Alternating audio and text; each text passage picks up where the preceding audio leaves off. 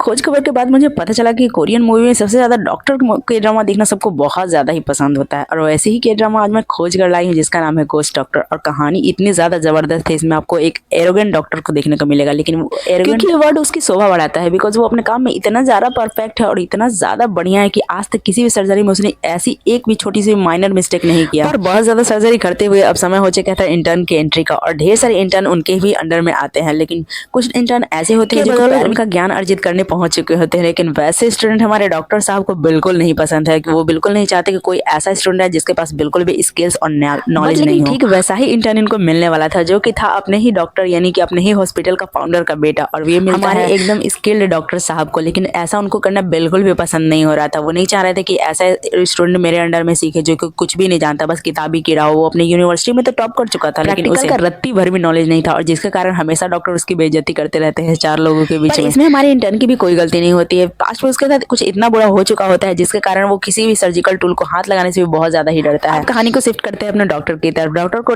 देर रात को सर्जरी करने के बावजूद भी एक कॉल आता है जिसके कारण वो दौड़े चले जाते हैं, और दौड़ती हड़बड़ाहट के कारण उनकी गाड़ी का हो जाता है एक्सीडेंट, और तुरंत ही उनकी आत्मा आ जाती है बाहर उनके बॉडी से। आत्मा अपनी बॉडी को अलग अलग फील करके डॉक्टर बहुत ज्यादा ही तिलमिला जाते हैं और अपनी बॉडी का पीछा करते हुए हॉस्पिटल भाग जाते हैं। लेकिन उस समय हॉस्पिटल में कोई भी ऐसा डॉक्टर नहीं मौजूद होता है जो कि इस तरह की सर्जरी कर मौजूद सभी डॉक्टरों ने तो अपनी हाथें खड़ी कर दी थी कि नहीं, मेरे से तो बिल्कुल भी ये सर्जरी नहीं होने वाली है। तभी हमारा इंटर्न सामने आता है और वो कहता है कि मैं ये सर्जरी करूंगा। बेचारे को पता नहीं होता है कि उनके डॉक्टर साहब यानी कि उनके टीचर की आत्मा बाहर से उसे सब कुछ देख रही होती है, और बेचारा बहुत ज्यादा ही डर जाता है कि सच में ये मेरी सर्जरी करेगा तो मैं कभी नहीं उठ पाऊंगा। क्या वो गुस्से से तिलमिला उठता है और चिल्लाने लगता है कि क्या कोई और डॉक्टर नहीं है जो मेरी सर्जरी कर सके। लेकिन अब कोई डॉक्टर था नहीं, तो उसके अलावा उसके पास कोई चांस नहीं था, और उसका हाथ पकड़ते हुए इसको बॉडी में घुस जाता है यानी कि इंटर्न के बॉडी में, और फिर अपनी सर्जरी स्वयं करता है। लेकिन इसके बावजूद भी चोट इतनी ज्यादा गंभीर थी कि डॉक्टर हमेशा के लिए कोमा में ही रह जाता है। हो सकता है उसके उठने के चांसेस लास्ट में हो। आपको मूवी देखना पड़ेगा इसके लिए, बिकॉज कुछ चीजें सस्पेंस रहेगी तभी तो आपको मूवी देखने में बहुत ज्यादा ही मजा आएगा। तो आगे की चलती हुई कहानी को मैं आगे हमारे इंटर्न को अक्सर जब भी उसके बॉडी में वो डॉक्टर घुसता था तब भी उसको फील होता था कुछ अजीब सा। लेकिन फिर उसे पता चला कि हाँ,